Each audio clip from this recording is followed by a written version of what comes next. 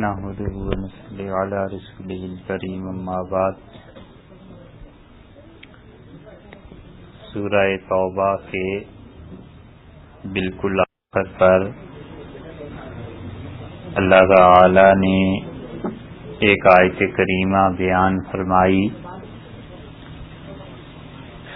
اور اس سورت کی آخری آیت ان آیات میں سے یا ان سورتوں کی آخری آیات میں سے ہے جو آیات بہت اہم ہیں۔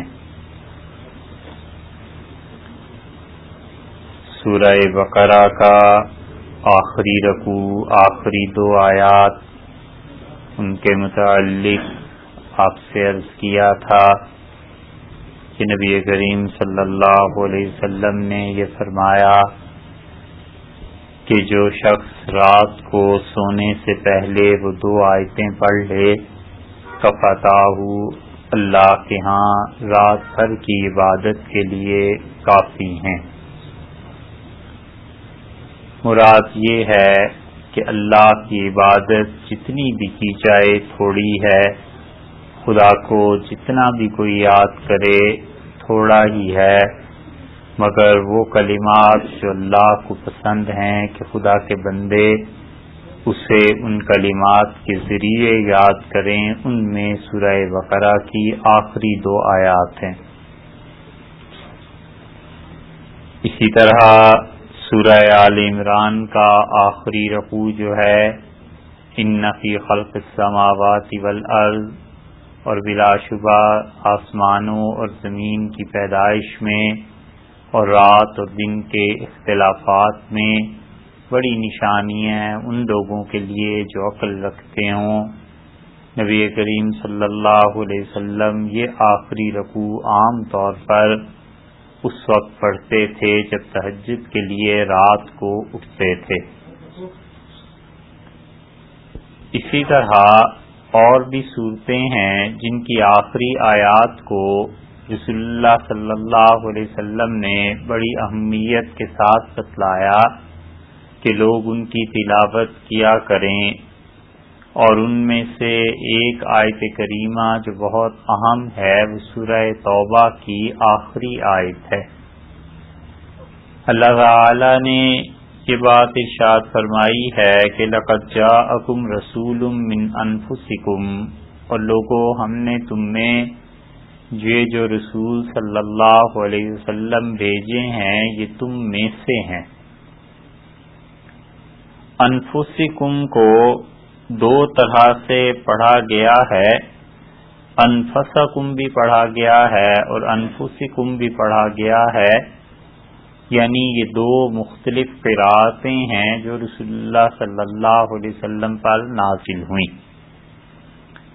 قرآن پاک جب نازل ہوا تو عربوں کے مختلف قبائل تھے، ان کے مختلف لہجے تھے، اور ایک ہی لفظ کو کوئی کسی لہجے میں بولتا تھا، کوئی کسی لہجے میں بولتا تھا۔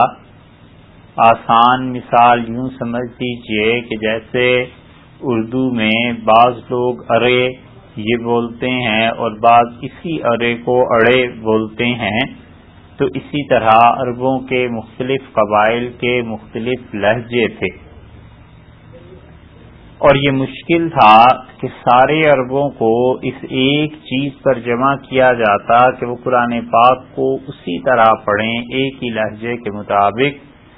تو رسول اللہ صلی اللہ علیہ وسلم نے اللہ تعالی سے درخواست کی کہ خدایا میری امت کے لیے سہولت دے دی جائے، تو اجازت ملی کہ ایک کی بجائے دو لہجوں میں قرآن پاک کو پڑھا جائے۔ تو آپ نے فرمایا خدایا یہ تھوڑے ہیں اور سہولت دی جائے، تو ہوتے ہوتے 7 لہجے قرآن پاک کے مقرر کر دیے گئے کہ آپ کی امت ان 7 طریقوں میں سے کسی طریقے پہ بھی پڑھ لے انہیں پورا ثواب ملے گا۔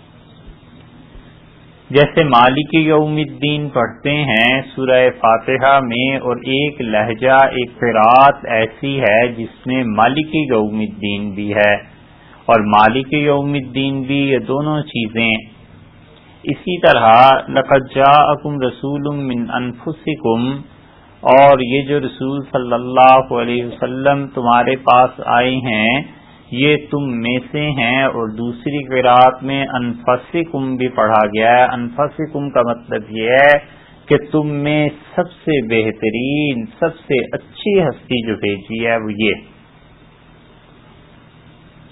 اور رسول اللہ صلی اللہ علیہ وسلم کے حالات اور واقعات سیرت کو پڑھنا سننا اس لیے بھی ضروری ہے کہ انسان کو اللہ نے ذہن ایسا دیا ہے کہ وہ یہ چاہتا ہے کہ سامنے کوئی ماڈل ہو, کوئی ایسی چیز ہو جس کو دیکھ کر انسان اپنی زندگی بنائے, اور پتہ چلنا چاہیے کہ ان چیزوں کو اعمال کو انجام دینے کے طریقے کیا ہیں. تو رسول اللہ صلی اللہ علیہ وسلم کو اللہ تعالی نے ماڈل کے طور پر دنیا میں بھیج دیا اور بتایا کہ یہ وہ ہستی ہے, اسے دیکھو اور اپنی زندگی اس کے مطابق کرو, اور جو جتنا ان کے قریب ہو جائے گا اپنی چال ڈھال میں, اپنی سیرت میں, کردار میں, اعمال افعال اور اقوال میں, وہ ہمیں اتنا ہی پسند ہو. اور علم سے یہ چیزیں آتی ہیں, اور علم نہ ہو کہ رسول اللہ صلی اللہ علیہ وسلم کا کیا طریقہ کار تھا تو پھر علم نہ ہو تو پھر انسان عمل بھی نہیں کر سکتا. اسی لیے آپ دیکھیے اس امت کا شرف اور اس امت کی عزت اور اس امت کا وہ مخصوص نشان جس کی وجہ سے اس کی عزت ہے اور جس کے ساتھ اس کا مقدر وابستہ ہے, اگر ایک لفظ میں کہا جائے تو وہ علم ہے. کہ جتنا علم بڑھ جائے گا اتنا انسان کو نیکی میں آسانی سہولت ہوتی چلی جائے گی, اور جب علم نہیں ہوگا تو پتہ ہی نہیں چلے گا کہ یہ کام کرنا ہے نہیں کرنا, کیا کرنا ہے. تو رسول اللہ صلی اللہ علیہ وسلم کی سیرت کا جتنا انسان کو علم ہوگا پتہ چلتا رہے گا کہ جناب انہوں نے کس موقع پر کیا کیا تھا. سیرت کا ایک حصہ وہ ہے جس میں پتہ چلتا ہے کہ فلاں سن میں پیدائش ہوئی, فلاں سن میں انتقال ہوا, فلاں سن میں ہجرت ہوئی, یہ چیزیں. اور سیرت کا دوسرا حصہ وہ ہے جس سے پتہ چلتا ہے کہ رسول اللہ صلی اللہ علیہ وسلم کے اعمال کیا تھے, ان کے اخلاق کیا تھے, ان کے اولاد تھی تو ان کا کیا رویہ تھا. مثلا رسول اللہ صلی اللہ علیہ وسلم کی بیٹی حضرت فاطمہ رضی اللہ عنہا کے متعلق آتا ہے, اور یہ چیز ہمیں بتاتی ہے کہ بیٹیوں کے ساتھ کیا سلوک ہونا چاہیے. حدیث میں آتا ہے کہ حضرت فاطمہ رضی اللہ عنہا جب آتی تھیں رسول اللہ صلی اللہ علیہ وسلم کے گھر میں تو آپ ان کی محبت اور ان کے ساتھ شفقت کی وجہ سے کھڑے ہو جاتے تھے اپنی بیٹی کو دیکھ, اور ان کا سر چومتے تھے اور اپنی جگہ پر بٹھاتے تھے اور فرماتے تھے بضعۃ منی, یہ میرے جسم کا ایک ٹکڑا ہے, میری جان ہے, میرے جسم کا ایک حصہ ہے. یہ بیٹی کے ساتھ تعلق تھا رسول اللہ صلی اللہ علیہ وسلم کو. اسی لیے ایک موقع پہ حضرت علی رضی اللہ عنہ سے کہا کہ تمہیں معلوم ہے جو چیز فاطمہ کو تکلیف دیتی ہے وہ مجھے بھی تکلیف دیتی ہے, اور جو چیز اسے پریشان کرتی ہے وہ مجھے بھی پریشان کرتی ہے. تو اب یہ جو طریقہ کار ہے, اور حضرت فاطمہ رضی اللہ عنہا کا بھی یہی, سیرت کی کتابیں پڑھنے سے پتہ چلتا ہے کہ وہ کیا کرتی تھیں. جب آپ تشریف لے جاتے تھے تو وہ بھی آپ کا سر ماتھا چومتی تھیں, اپنی جگہ پر بٹھاتی تھیں, عزت سے پیش آتی تھیں. یہ سب چیزیں بتاتی ہیں. تو علم ہوگا تو بیٹی اور باپ کے تعلقات کی بنا قائم ہوگی کہ ایسے تعلق تھا, ایسی محبت تھی. تو رسول اللہ صلی اللہ علیہ وسلم کے متعلق اللہ تعالی نے فرمایا تم میں سے یہ آئے ہیں, اور یہ ایسے عظیم اخلاق کے مالک ہیں کہ جو چیز تمہیں تکلیف دے ان پر گراں گزرتی ہے. جس چیز سے تمہیں تکلیف پہنچے وہ چیز انہیں بہت بری محسوس ہوتی ہے. حریص علیکم, اور تمہارے نفع کے لیے, اپنی امت کے منافع کے لیے بہت حریص ہیں. حریص کا مطلب اردو میں عام زبان میں لالچی کے معنی میں آتا ہے، لیکن حریص کا مطلب عربی میں جسے اشتیاق لگ جائے، شوق لگ جائے، حرص ہو کہ ہر قسم کا نفع میری امت کو پہنچتا ہے، ہر قسم کا فائدہ میری امت حاصل کرتی رہے. تو اللہ تعالی نے فرمایا کہ حریص علیکم، یہ تمہارے نفع کے لیے بہت جد و جہد کرنے والے ہیں، بہت اشتیاق ہے. اس قدر تعلق تھا امت کے ساتھ نبی کریم صلی اللہ علیہ وسلم کو کہ صحابہ کرام رضی اللہ عنہ کہتے ہیں ایک دن اتنا طویل سجدہ فرمایا کہ ہم سمجھے شاید روح مبارکہ پرواز کر گئی ہے، کیا ہو گیا ہے؟ تو ہم قریب گئے اور سانس کی آواز سے اندازہ ہوا کہ کوئی ایسی بات نہیں ہے.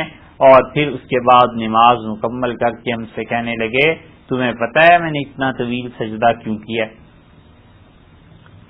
تو ہم نے عرض کیا کہ ہمیں تو معلوم نہیں، آپ فرمائیے. تو آپ نے کہا اس لیے کہ اللہ تعالی نے مجھے کہا تھا کہ آپ کوئی ایک دعا مانگ لیں ہم سے اور ہم اسے قبول کر لیں گے، جو آپ کے جی میں آئے مانگیے. تو میں نے اللہ تعالی سے عرض کیا کہ یہ جو میرا حق آپ فرما رہے ہیں اور جو مجھے اختیار دے رہے ہیں یہ قیامت کے دن کے لیے محفوظ کر دیجئے. تو مجھ سے پوچھا گیا قیامت میں کیا ہوگا؟ میں نے کہا میں اپنی امت کی نجات مانگوں کہ ان لوگوں کی معافی ہو جائے، ان لوگوں کے گناہوں سے درگزر ہو جائے. تو اللہ تعالی نے میری یہ بات قبول فرما لی. اس کے شکریہ میں نے اتنا طویل سجدہ کیا کہ اللہ تعالی قیامت میں میرا یہ حق مجھے وہاں دے دیں. یہ رسول اللہ صلی اللہ علیہ وسلم کا امت کے ساتھ تعلق ہے. اسی لیے ابو داؤد کی روایت میں آیا ہے، آپ نے فرمایا لوگو انا لکم بمنزلۃ الوالد، میں تمہارے لیے باپ کی جگہ ہوں. جیسے باپ اپنی اولاد کو سکھاتا ہے، میں تمہیں ایسے ایک ایک بات بتاتا ہوں، ایک ایک چیز سکھاتا ہوں. یہ سارا تعلق امت کے ساتھ شفاعت کا اس لیے کہ قیامت میں رسول اللہ صلی اللہ علیہ وسلم کی شفاعت سے لوگ حصہ پائیں. شفاعت سے حصہ ہر ایک کو ملے گا، حتیٰ کہ جہنم والوں کو بھی رسول اللہ صلی اللہ علیہ وسلم کی شفاعت سے حصہ ملے. اور جو جس درجے میں ہوگا اس کے عذاب میں کمی کر دی جائے گی. اور بڑی عجیب بات کہی حضرت جابر ابن عبداللہ رضی اللہ عنہ نے، ان سے ملنے گئے امام باقر رحمۃ اللہ علیہ، اور امام باقر رحمۃ اللہ علیہ کے والد اور ان سب لوگوں سے حضرت جابر ابن عبداللہ رضی اللہ عنہ کے بڑے گہرے تعلقات تھے. اتنی محبت تھی کہ ایک اور مسلم کی روایت میں آتا ہے ایک مرتبہ امام باقر رحمۃ اللہ علیہ گئے تو نابینا ہو گئے تھے جابر ابن عبداللہ رضی اللہ عنہ. تو انہوں نے پوچھا کون؟ تو انہوں نے اپنا نام بتایا. انہوں نے کہا اچھا علی کی اولاد اور رسول اللہ صلی اللہ علیہ وسلم کے بیٹے. اور پھر اپنا سینہ مبارک انہوں نے کھولا بٹن اور ان کا ہاتھ لے کے، وہ نوجوان تھے، یہ ان کا بڑھاپا تھا، اپنے سینے پہ پھیرتے رہے اور فرمایا تم تو علی کی اولاد ہو رسول اللہ صلی اللہ علیہ وسلم کی، میرے دل کی ٹھنڈک تمہارے ساتھ. اتنی محبت تھی اس خانوادے سے. تو امام باقر رحمۃ اللہ علیہ کہتے تھے میں حاضر ہوا تو مجھ سے کہا انہوں نے کہ باقر تمہیں پتہ ہے رسول اللہ صلی اللہ علیہ وسلم قیامت میں شفاعت کریں گے؟ مجھ سے فرمایا تھا. میں نے کہا جی مجھے معلوم ہے، ہمارے نانا کو اللہ نے یہ شرف دیا ہے. تو انہوں نے بڑے تعجب سے کہا، انہوں نے کہا باقر کبیرہ گناہوں والے نہیں ہوں گے قیامت میں، تو پھر شفاعت کس کی ہوگی؟ سمجھے؟ مطلب یہ کہ گناہگار ہوں گے تو ان کے لیے شفاعت کی جائے گی. اسی لیے رسول اللہ صلی اللہ علیہ وسلم کے قبر مبارک کے پاس ایک حدیث لکھی بھی ہے، یہ ابو داؤد ہی کی روایت ہے کہ میری امت میں جن لوگوں نے گناہ کیے اور توبہ کے بغیر مر گئے میری شفاعت ان کو پہنچے گی قیامت میں. تو یہ امت کے ساتھ اتنا گہرا تعلق ہے. معراج میں گئے اور 50 نمازیں فرض ہو گئیں، اور 50 نمازوں کا مطلب یہ تھا کہ خدا کی عبادت ہی کرتے رہیں دن رات. اور رسول اللہ صلی اللہ علیہ وسلم سے حضرت موسیٰ علیہ السلام نے کہا کہ میری امت 2 نہیں پڑھ سکی، 50 کہاں سے لوگ پڑھیں گے، آپ تشریف لے جائیے اور درخواست کیجئے. تو آپ واپس گئے حتیٰ کہ اللہ تعالی نے 5 کر دیں. اور اللہ تعالی نے پھر بلایا اور کہا ما یبدل القول لدی، ہم جو فیصلہ کر دیں پھر بدلہ نہیں کرتے. ہم نے 50 کا فیصلہ کیا تھا، اب بار بار آئے اور 5 کر دیے، مگر دیکھیے ہم ثواب اتنا ہی رکھیں گے اور ہر ایک نماز پہ 10 نمازوں کا ثواب دیں گے، 50 کا ثواب ملے گا، آپ کی امت 5 ہی پڑے گی. اتنی امت کے بارے میں فکر مندی تھی، تعلق تھا کہ ارشاد فرمایا کہ بنی اسرائیل میں ایک آدمی نے اتنے 100 برس اللہ کی عبادت کی، ایک نے اتنے 100 برس کی، ایک نے اتنے 100 برس. تو صحابہ کرام رضی اللہ عنہم نے کہا کاش عمریں ہماری بھی اتنی طویل ہوتی اور اللہ کی عبادت کرتے. رسول اللہ صلی اللہ علیہ وسلم تک یہ بات پہنچی اور اللہ نے آیات نازل کر دی. اللہ نے فرمایا یہ جو رمضان ہے اس میں ایک رات ایسی آپ کی امت کو دے دیتے ہیں کہ وہ 1000 مہینے کی عبادت سے افضل. وہ ایک رات کی عبادت کو 1000 مہینے کی عبادت سے افضل کہہ دیا. خیر من 1000 شہر، 1000 مہینے کی عبادت اس سے یہ ایک رات کی عبادت اچھی ہے. یہ امت کے لیے حرص تھا، فکر تھی کہ کسی طرح اس امت کو تعلیم دی جائے، بہتر سے بہتر چیزیں سکھائی جائیں اور اچھی سے اچھی چیزوں سے مشرف کیا جائے. اس لیے کہ رسول اللہ صلی اللہ علیہ وسلم پہ نبوت ختم ہو گئی، ان کے بعد تو کوئی نبی نہیں، تو یہ امت بھی آخری امت تھی. اور اسی وجہ سے بدر میں جب لڑائی شروع ہونی تھی تو نبی کریم صلی اللہ علیہ وسلم نے فرمایا اللہ اگر ہماری جماعت آج کے دن یہ ختم ہو گئی لن توبد بعد ذلک ابدا، پھر قیامت تک تیری بھی اس دنیا میں پرستش نہیں ہو سکے. ہم اگر مٹیں گے تو یہ دین سارا ختم ہو جائے گا، معاملہ ہی پٹ جائے گا سارا. اور اللہ تعالی نے ان کی مدد فرمائی. رسول اللہ صلی اللہ علیہ وسلم نے ایک ایک چیز سکھائی، کیا کرنا ہے کیا نہیں کرنا. بیٹے کا انتقال ہو گیا حضرت ابراہیم کا، اور سورج کو گرہن لگ گیا تھا اس دن، اور عربوں کا پرانا عقیدہ یہ تھا کہ کسی بڑی شخصیت کے انتقال پہ سورج کو گرہن لگتا ہے. وہ اتفاق ایسا کہ اس دن گرہن بھی تھا، اس دن صاحبزادے کا انتقال بھی ہوا. تو رسول اللہ صلی اللہ علیہ وسلم نے دیکھیے کیسے صاف عقیدے کی تلقین فرمائی، مسجد نبوی میں تشریف لائے اور آپ نے فرمایا جو سورج کو گرہن لگا ہے لا لموت احد ولا لحیاتہ، اس کا کسی کی زندگی اور موت سے کوئی تعلق نہیں. یہ اللہ کا ایک نظام ہے جو چل رہا ہے. یہ مت سوچنا کہ میرے بیٹے کی وجہ سے یہ سورج کو گرہن لگ گیا ہے، بلکہ یہ اللہ کا ایک اور نظام ہے. اور فرمایا اللہ اسے چلا رہے ہیں. تو عقیدہ صاف کر دیا لوگوں کا تاکہ ان کے ذہن میں دل و دماغ میں کسی قسم کی کجی نہ رہے اور کوئی ایسی شخصیت پرستی کا عنصر نہ رہے جو اللہ کی توحید میں خلل ڈالے اور اللہ تعالی کے ہاں کوئی ایسی چیز کا موجب بن جائے جو ادب کے منافی. اللہ تعالی کے ہاں ادب یہ بھی بڑا مسئلہ ہے. آپ دیکھیے نماز سے پہلے خدا نے وضو کیوں رکھا ہے؟ طہارت کے لیے، پاکیزگی کے لیے. اور وضو میں بھی ناک صاف کرنا ہے، منہ کو صاف کرنا ہے، غرغرہ کرنا ہے یا کلی کا کرنا ہے، یہ سب چیزیں اس لیے رکھیں تاکہ نماز میں اللہ کے حضور میں کھڑا ہو پورا ادب اور احترام ہونا چاہیے. اسی لیے فقہا نے لکھا ہے کہ نماز میں جان بوجھ کر کھانسی اور اس طرح کی حرکت کرنا اس سے نماز مکروہ ہو جاتی. آپ دنیا میں کسی دربار کا حال دیکھیں، کسی بڑے افسر کے سامنے لوگ کھڑے ہو جائیں تو سانس اونچی آواز سے نہیں لیتے. اسی وجہ سے کہ پتہ ہوتا ہے کہ یہ مقام کون سا ہے، کہاں کھڑے ہیں. ہر آدمی مقام کا اعتبار کرتا ہے یا نہیں کرتا؟ مقام کا اعتبار ضروری. آپ کسی سے کہیے پانی لا دے تو جو پانی کا سنتا ہے وہ مقام کا اعتبار کر کے پانی دے گا.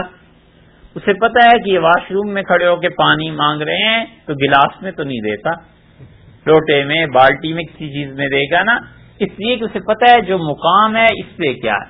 اور دسترخوان پہ کہیے کہ پانی دے دیجئے تو وہ اس کا مطلب یہ نہیں لیتا کہ بالٹی لے آئے، وہ گلاس نہیں دیتا ہے. مقام کا اعتبار ضروری ہے. اسی طرح اللہ کے حضور میں کھڑے ہونا اس کا مقام، اس کا اعتبار ضروری ہے، ادب ضروری ہے، احترام ضروری ہے۔ وہ جو کسی نے کہا لے سانس بھی آہستہ کہ نازک ہے بہت کام، آفاق کی اس کارگہ شیشہ گری میں، تو سانس بھی رکتا ہے حقیقتاً اللہ کا ادب اور احترام اگر آدمی کے ذہن میں ہو کہ کس بارگاہ میں کھڑا، کہاں پر کھڑا۔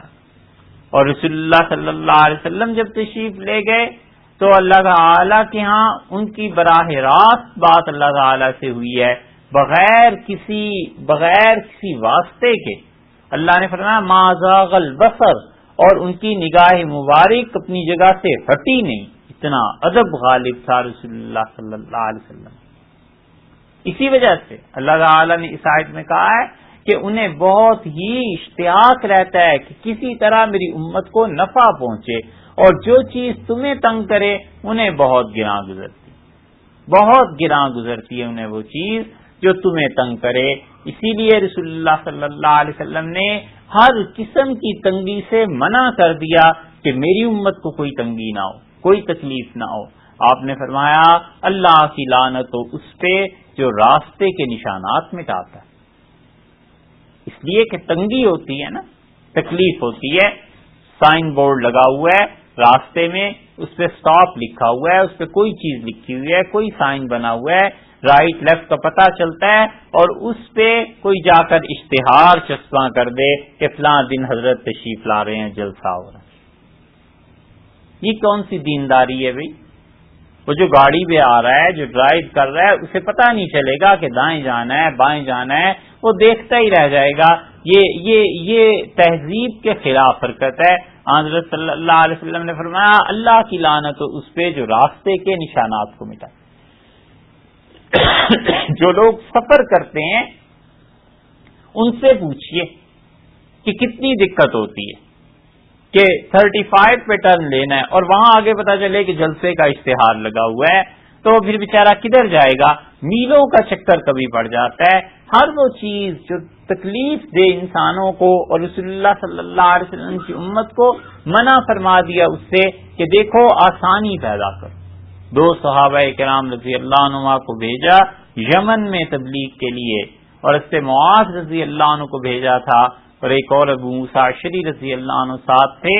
تو انہیں کہا، اور دونوں جلیل القدر صحابی، حضرت ابو موسیٰ اشعری رضی اللہ عنہ نے تو ہجرتیں کی ہیں، 2 حبشہ کی ہجرت بھی انہوں نے کی، یمن سے آئے پھر حبشہ چلے گئے، حبشہ سے ہجرت کر کے مدینہ طیبہ آئے۔ اور ابو موسیٰ اشعری رضی اللہ عنہ کہتے تھے کہ رسول اللہ صلی اللہ علیہ وسلم کے پاس اشعری آئے اور انہوں نے مجھ سے کہا کہ میں ملا دو، میں لے گیا انہیں، اور انہوں نے جا کے کہا کہ اللہ کے رسول ہمیں کہیں کی حکومت دے دیجیے۔ تو رسول اللہ صلی اللہ علیہ وسلم کا مزاج ان معاملات میں بڑا ہی عجیب حکمت اور شفقت کا تھا۔ ابو ذر غفاری رضی اللہ عنہ کہتے تھے کہ مجھے لوگوں کی معاملات چیزیں دیکھ کے بڑی تنگی ہوئی، میں نے کہا اگر میری حکومت آ جائے نا تو میں ان کو سیدھا کرتا۔ تو میں رسول اللہ صلی اللہ علیہ وسلم کے پاس چلا گیا اور میں نے عرض کیا اللہ کے رسول مجھے کہیں حکومت دے دیجئے۔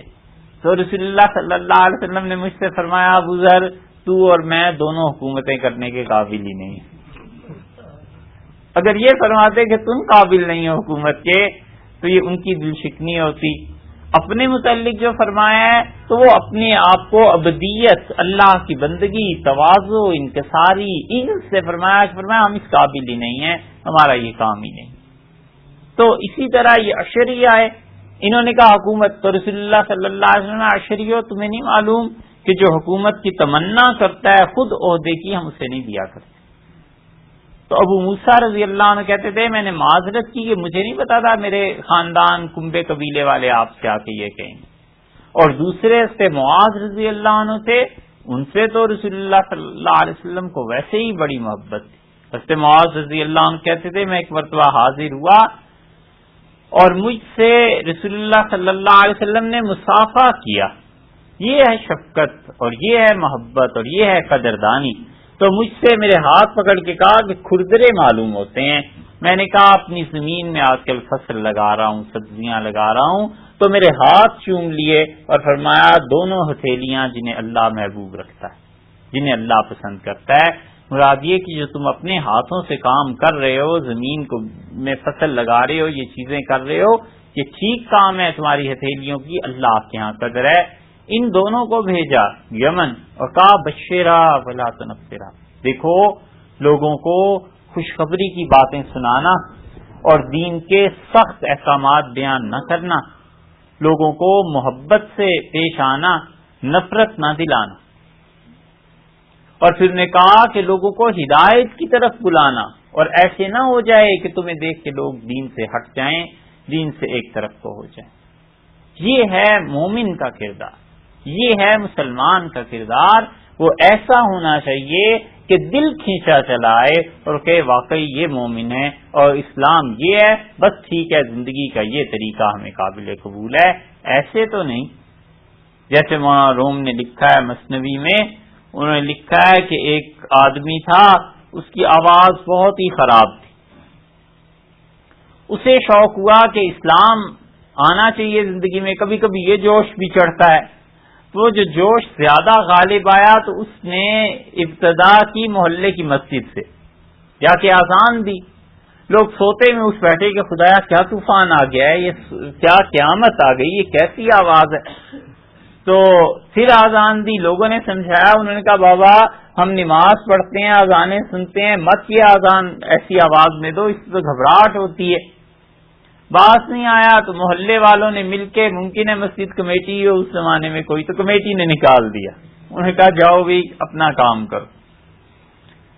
اب وہ بادشاہ کی جو بیٹی تھی اس نے اسلام قبول کر لیا، بادشاہ بڑا پریشان، اس نے کہا یہ بیٹی کو ہو کیا گیا ہے؟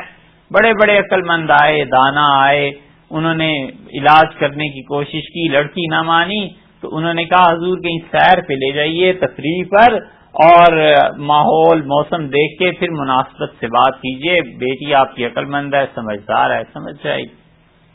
بادشاہ چلا گیا تو اس موذن کو بھی پتا چل گیا کہ بادشاہ وقت جو ہے وہ سیر کے لیے نکلا ہوا ہے، رات کو جنگل میں جا کے چھپ گیا، جب خیمے لگے سب کچھ تو فجر کی اذان اس نے بھی دی، وہ جو فجر کی اذان دی تو لڑکی ڈر کے باپ سے چمٹ گئی، اس کا ابا یہ کیا ہے؟ اس نے کہا یہ اسلام ہے۔ اس نے کہا جس اسلام کو تم کہتی ہو نا یہ وہ اسلام ہے، اب بتاؤ۔ اس نے کہا ابا گھر لے چلا، ایسے اسلام سے میں باز ہے۔ الیاذ باللہ، یہی ہوا کرتا ہے، چہرہ کیسا ہی دلکش ہو اور شکل و صورت کیسی خوبرو اور خوبصورت ہو، جب قلم دشمن کے ہاتھ میں آ جائے تو تصویر بھدی بنا کرتی۔ نادان دوست اسلام کے وہ پھر اسی طرح پکچر پینٹ کرتے ہیں اسلام کی کہ سوائے مارنے مرنے کے، سوائے نفرتیں پھیلانے کے، سوائے تحکم کے، جبر کے، تشدد کے، اور اپنی شخصیت اونچی کر کے دوسروں کے قد چھوٹے کرنے کے، بس یہ اسلام ہے۔ رسول اللہ صلی اللہ علیہ وسلم نے تو یہ نہیں سکھایا، انہوں نے تو عفو کا سبق دیا تھا، انہوں نے تو درگزر کا سبق دیا تھا۔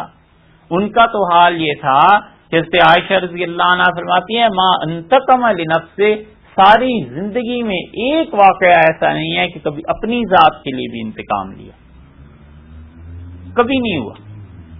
حضرت قتادہ رضی اللہ عنہ کہتے تھے کہ ہمارے سامنے ایک آدمی آیا اور وہ لوگ پکڑ کے لے آئے اور لوگوں نے آ کے کہا کہ اس نے فلاں باغ لوٹ لیا ہے، تو رسول اللہ صلی اللہ علیہ وسلم نے فرمایا کیوں چوری کی؟ اس نے کہا اللہ کے رسول بھوک لگ گئی اور بہت سخت بھوک تھی، پیسے تھے نہیں، کیا کرتا؟ تو رسول اللہ صلی اللہ علیہ وسلم نے اسے کچھ نہیں کہا، ہمیں ڈانٹا اور فرمایا لوگوں سے سختی سے نہ پیش آیا کرو، جو جاہل ہو اسے تعلیم دے دیا کرو اور جو بھوکا ہو اسے کھانا کھلا دیا کرو، سختی نہ کیا۔ یہ تعلیم دی قرآن میں آیا ہے، اللہ نے فرمایا ہے کہ وما ادراک ما العقبہ، لوگوں تمہیں کیا پتا ہے کہ موت کے بعد جس پہاڑ پہ تمہیں چڑھنا ہے نا، جس منزل کو عبور کرنا ہے اور جس جگہ کو کراس کرنا ہے تم نے، وہ کتنی دقت ہے، اس میں کتنی تنگی ہے، تکلیف ہے۔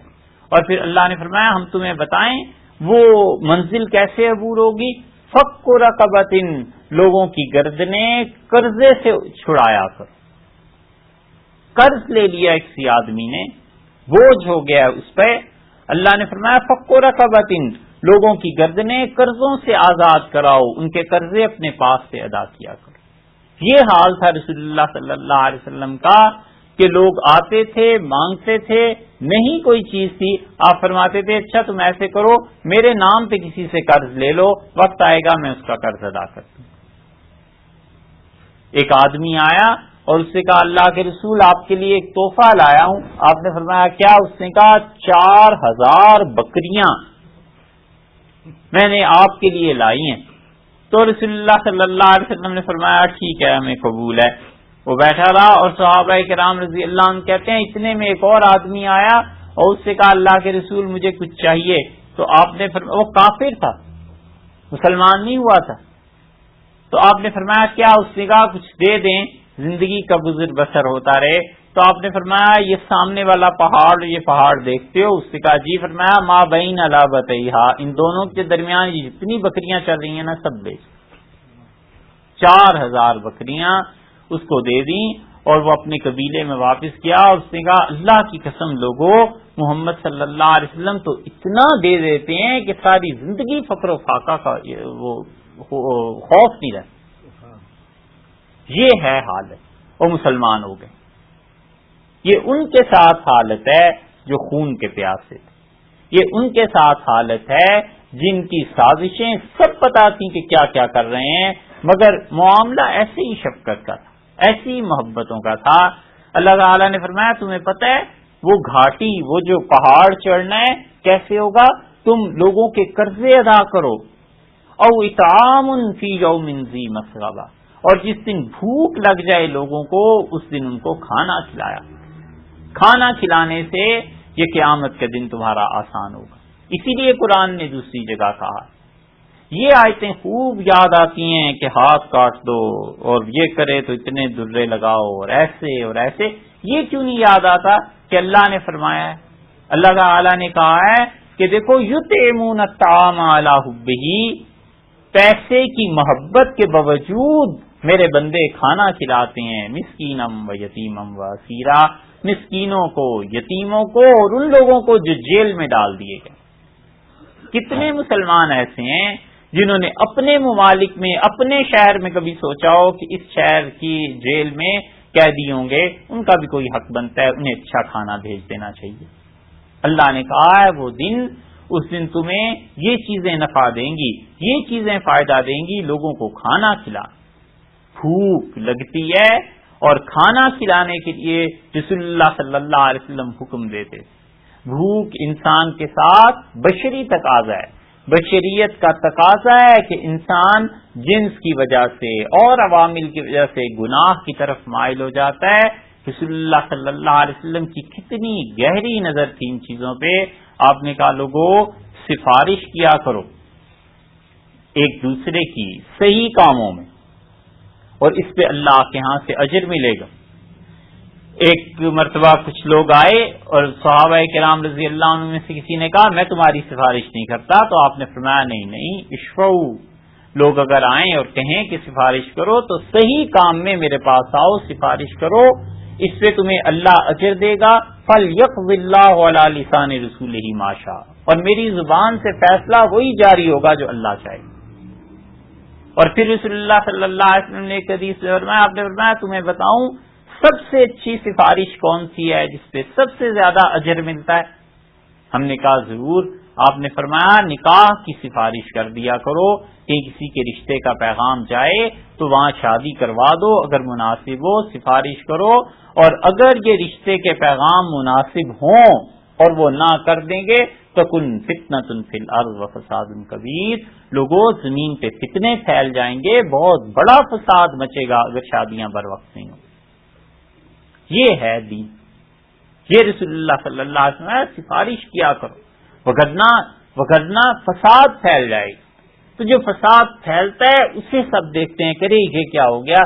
صاحب جب یہ آگ لگ رہی تھی اس وقت سوچا ہوتا، ریزلٹس آنے پر پھر اس وقت کی پریشانی، اور جو پہلے محنت اور مجاہدے کے اور کام کرنے کے دن تھے، اس دن کوئی نہیں سوچتا کہ اب ہمارے فرائض کیا بنتے ہیں۔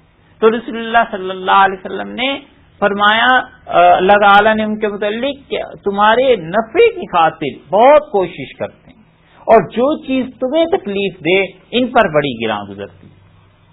عبداللہ ابن عمر رضی اللہ عنہ کہتے ہیں، حکم نازل ہوا کہ کوئی آدمی اسے غسل کرنا پڑ جائے، مرد یا عورت کو 7 مرتبہ نہائے تب وہ پاک ہے۔